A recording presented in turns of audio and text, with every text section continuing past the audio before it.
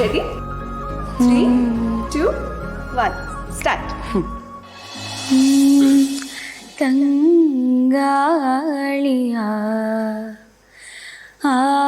ಆಲಾಪವೇ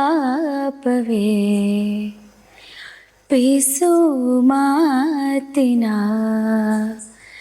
ಶೃಂಗಾರವೇ ಆಕಾಶದಾಚೆ ನವಿಲಾಗಿ ಕುಣಿದೆ ನನ್ನ ಹೆಜ್ಜೆಗೆ ನೀ ತಾಳವಲ್ಲವೇ ಮನದಾಳದೆ ಗುನುಗು ಸಿಹಿಯಾದ ಸ್ವರದ ನನ್ನ ಹಾಡಿನ ಶ್ರುತಿ ನೀನೆ ಅಲ್ಲವೇ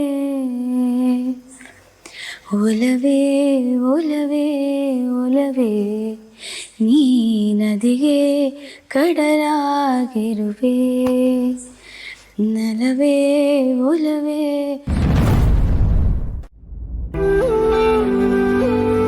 ಸಿದ್ದವ್ರ ತಗೊಳ್ಳಿ, ನಾನು ಮಾಡಿ ಕಾಫಿ. ಬಾವ ಇವಾಗ ಅಯ್ಯೋ ತಗೊಳ್ಳಿ, ನೀವು ಅಡುಗೆಯಲ್ಲಿ ಇದೊಂದೇ ಚೆನ್ನಾಗಿ ಮಾಡೋದು ಅಂತ ಸಿಂಚನ ಅವಾಗ ಹೇಳ್ತಿರ್ತಾಳೆ. ಕುಡೀರಿ, ಹೇಗಿದೆ ಹೇಳಿ.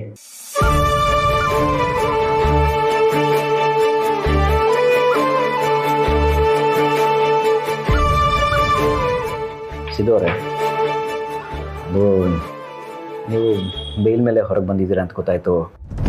ಬಟ್ ನಾನು ಮಾತಾಡ್ಸೋಕ್ಕೆ ಬರೋಕ್ಕಾಗಲಿಲ್ಲ. ನೀವು ಜೈಲಲ್ಲಿದ್ದಾಗಲೂ ನಾನು ಬರಲಿಲ್ಲ. ಅದು ಸುಮಾರು ಸಲ ಬಂದು ಮಾತಾಡ್ಸ್ಕೊಂಡು ಹೋಗೋಣ ಅಂತ ಅಂದ್ಕೊಂಡೆ. ಆದರೆ ನಿಮ್ಮ ಅಕ್ಕನ ಬಗ್ಗೆ ನಿಮ್ಗೆ ಗೊತ್ತಲ್ಲ. ಇರಲಿ ಬಿಡಿ ಬಾವ, ಯಾರು ಕೈ ಬಿಟ್ಟರು ಭಾವನಾ ಮೇಡಮ್ ಅವ್ರು ಇದ್ದಾರಲ್ಲ, ಅವ್ರು ನನಗೆ ಏನಾಗೋಕ್ಕೂ ಬಿಡೋದಿಲ್ಲ.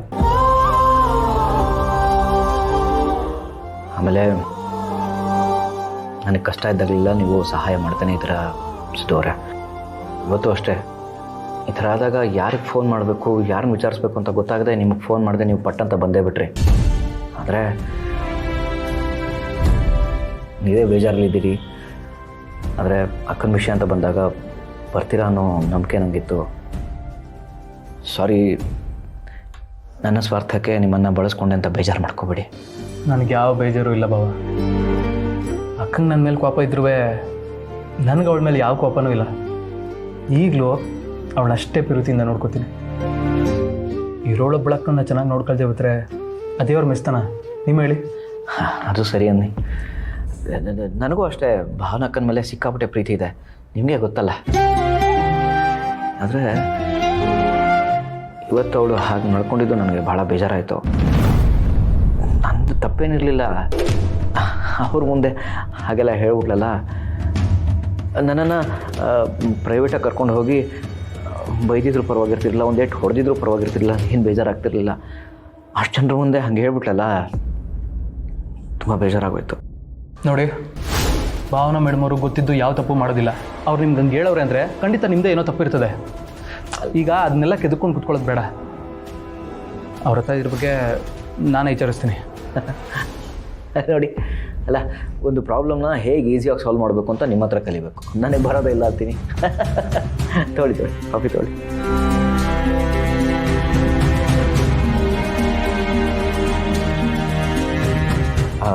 ಸಿದ್ದವ್ರೆ,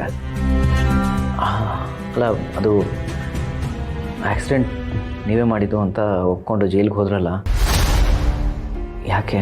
ಅಂದರೆ ವೆಂಕಣ್ಣನ ಬಚಾವ್ ಮಾಡಬೇಕು ಅಂತನಾ? ಎಂಕ್ಲು ಕೈ ಪಡಿಬೇಕ ಬೇಲೆ ಆವಡೆ ಅತ್ತ. ಓಕೆ ದೀಪ. ರವಿ, ಆಫೀಸ್ ಕೆಲಸ ಎಲ್ಲ ಹೇಗೆ ನಡೀತಿದೆ? ಚೆನ್ನಾಗಿ ನಡೀತಿದೆ, ಇನ್ನೇನು ಟೆನ್ಷನ್ ತಗೋಬೇಡ, ನಾನು ಇದೀನಲ್ವಾ. ಅಂದ ಹಾಗೆ ಏನಾದರೂ ಎಮರ್ಜೆನ್ಸಿ ಇದ್ರೆ ಹೇಳು, ನಾನೊಂದ್ಸಲ ಆಫೀಸ್ ವಿಸಿಟ್ ಮಾಡ್ತೀನಿ. ಆ ಥರ ಏನಿಲ್ಲ, ಇದ್ರೆ ಡೆಫಿನೆಟಾಗಿ ಹೇಳ್ತೀನಿ. ಖುಷಿ ಪುಟ್ಟ, ಆಯ್ತಾ ಬರ್ತಿದ್ದು? ಒಂದು ಸ್ವಲ್ಪ ಹೊತ್ತು ಆಟ ಆಡ್ಕೊಳ್ಳೋಣ ಬಾ, ಎತ್ತಿಟ್ಟು.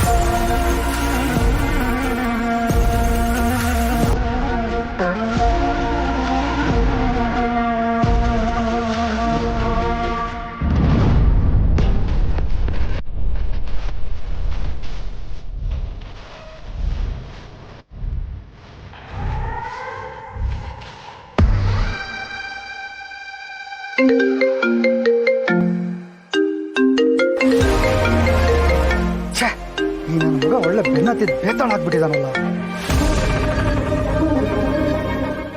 ಯೋ ಏನ ನಿಂದು? ಸರ್ ಯಾಕೆ ಸರ್ ಈಗ ರೇಗಾಡ್ತಿದ್ದೀರಾ? ಸ್ವಲ್ಪ ಕೂಲಾಗಿ ಮಾತಾಡಿ ಸರ್.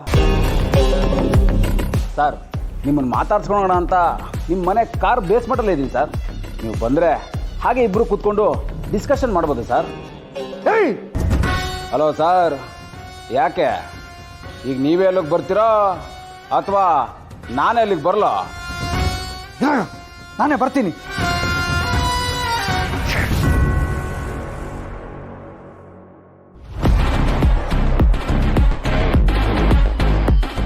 ಯೋ ಏನೇ ನಿಂದು?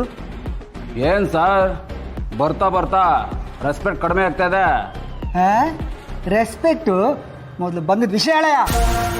ಏನಿಲ್ಲ ಸರ್, ಸ್ವಲ್ಪ ದುಡ್ಡು ಬೇಕಿತ್ತು, ಅದಕ್ಕೆ ನಿಮ್ಮನ್ನು ನೋಡ್ಕೊಂಡು ಹೋಗೋಣ ಅಂತ ಬಂದೆ. ಮತ್ತೆ ದುಡ್ಡು ಕೇಳ್ತಿದ್ಯಾ? ಮೊನ್ನೆ ತಾನೇ ಮನೆ ಕಟ್ತಿದ್ದೀನಿ, ಮಗಳನ್ನ ಓದಿಸ್ಬೇಕು ಅಂತ 10 ಲಕ್ಷ ತೊಗೊಳೋದೆ, ಈಗ ಮತ್ತೆ ದುಡ್ಡು ಕೇಳ್ತಿದ್ಯಾ? ಏನು ಅನ್ಕೊಂಡಿದ್ಯಾ ನೀನು? ಏನು ಮಾಡೋದು ಸರ್, ಮಿಡ್ಲ್ ಕ್ಲಾಸ್ ಫ್ಯಾಮಿಲಿ, ಚಾಪೆ ಚಿಕ್ಕದಾಗಿದ್ರು ಕಾಲು ದೊಡ್ಡದಾಗಿರಲ್ವಾ ಸರ್, ಅಡ್ಜಸ್ಟ್ ಮಾಡ್ಕೋಬೇಕು ಸರ್. ನೀವು ಕೊಟ್ಟಿದ್ದ ದುಡ್ಡು ನನ್ನ ಮಗಳು ಫೀಸ್ಗೆ ಸರಿಯಾಗೋಯ್ತು ಸರ್. ಇನ್ನು ನನ್ನ ಹೆಂಡತಿ ಬಿಡ್ತಾಳ, ಒಂದು ಕಾರ್ ಬೇಕು ಅಂತ ಡಿಮ್ಯಾಂಡ್ ಮಾಡ್ತಿದ್ದಾಳೆ. ನನ್ನ ಹೆಂಡತಿ ಕಾರ್ ಕೊಡಿಸ್ಬೇಕು ಸರ್. ಯೋ ನಿನ್ನ ಹೆಂಡತಿ ಕಾರ್ ಕೇಳಿದ್ರೆ ನಾನು ಯಾಕೆ ದುಡ್ಡು ಕೊಡಬೇಕು? ಏನು ಸರ್ ಹಿಂಗೆ ಅಂದ್ಬಿಟ್ರೆ, ನೀವು ನನಗೆ ಒಂದಷ್ಟು ದುಡ್ಡನ್ನ ಎತ್ತಿ ಹಿಂಗೆ ಕೊಟ್ಬಿಡಿ, ನಾನು ಸೀದಾ ಒಂದೊಳ್ಳೆ ಕಾರ್ ಶೋರೂಮ್ಗೆ ಹೋಗಿ ಒಂದೊಳ್ಳೆ ಕಾರ್ ತಗೊಂಡು ನಾನು ಹೆಂಡತಿ ಕೊಟ್ಬಿಡ್ತೀನಿ. ನೀವು ನನಗೇನಾದರೂ ದುಡ್ಡು ಕೊಡಲಿಲ್ಲ ಅಂತ ಅಂದ್ಕೊಳ್ಳಿ, ಆ ಕಾರು ಲಾರಿ ಈ ಆಕ್ಸಿಡೆಂಟ್ ವಿಷಯನ ಸೀದಾ ನಮ್ಮ ಹೆಂಡತಿ ಹತ್ರ ಹೋಗಿ ಎಲ್ಲ ಹೇಳ್ಬಿಡ್ತೀನಿ ಸರ್. ನೋಡು